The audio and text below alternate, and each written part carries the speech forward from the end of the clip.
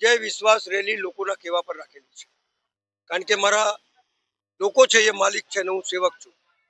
માલિક જે કે સેવકને કરવું પડે, એટલે એમને કીધું કે બત્તુભાઈ રેલી કાઢો, આપણે કાઢવાની. અને વિજય વિશ્વાસ એમને વિશ્વાસ છે, કારણ કે સૌથી પહેલા તો જે મારા માલિક છે એમને વિશ્વાસ હોવો જોઈએ કે આપણે આગળ વધીશું. એમને વિશ્વાસ છે કે બત્તુભાઈને અમે આગળ લઈ જઈશું, તો એ લોકોએ કીધું રેલી કાઢો તો રેલી કાઢો. કેટલો સારો પ્રતિસાદ? એ તો તમે રસ્તામાં જોશો કેટલો સારો પ્રતિસાદ છે. ભાજપના શું હાલ થશે તમારા? હું જ્યોતિષ નથી, શું હાલ થશે ને શું નહીં એ તો વખત બતાડશે. જો લોકશાહીમાં બધાને બોલવાનો અધિકાર છે, એમને પોતાની પદની ગરિમા સાચવી નથી.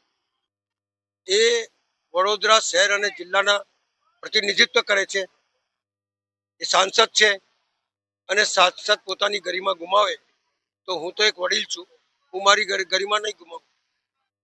જો એ કહેતા હોય કે 16 નંબરમાં આ પ્રમાણે ચાલે છે, તો આખા વડોદરા શહેરમાં કોના પ્રમાણે ચાલે છે? આખા શહેરમાં ગંદુ પાણી આવે છે, આખા શહેરની અંદર ખાડા પડે છે, આખા શહેરમાં પૂર આવ્યું છે, આખા શહેરમાં લોકો હેરાન થયા છે. કે એના વિશે એમને પૂછો કે એના માટે તમે શું કહેવા માંગો છો? બત્તુભાઈ આવી જશે તો વોર્ડ નંબર? જો સૌથી પહેલા મહત્વનું કામ છે મારો સ્લોટર હાઉસ, જેના માટે હું 30 વર્ષથી લડું છું. અને અત્યારે 14 કરોડનો ટેન્ડર પાસ થયો છે ગયા બોર્ડમાં. અડધું કામ થઈ બી ગયું છે અને લગભગ 2-3 મહિનામાં કામ પૂરું થશે. તો મને એ ખુશી છે કે મારા ગરીબ પરિવાર, જેમને કોઈ દીકરી ત્યાં નથી આપતું, જુદી જુદી બીમારીઓથી પીડાય છે, ત્યાં કોઈ રહેવા માટે તૈયાર નથી, ત્યાં લોકો શાંતિથી રહી શકે અને બીમારીઓથી છૂટકો મળે, અને દીકરીઓ લોકો આપે અને લઈ જાય એવી માને ખુશી થશે.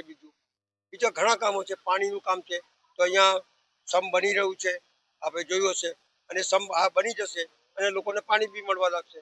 એટલે આ બધા નાટકો જે કરી રહ્યા છે ને, બત્તુભાઈનું કામ છે એટલે નહીં કરવાનું, બત્તુભાઈને કઈ નીચે પાડવું, પણ લોકો જ્યારે સાથમાં હોય તો કોઈને પાડી શકતું નથી.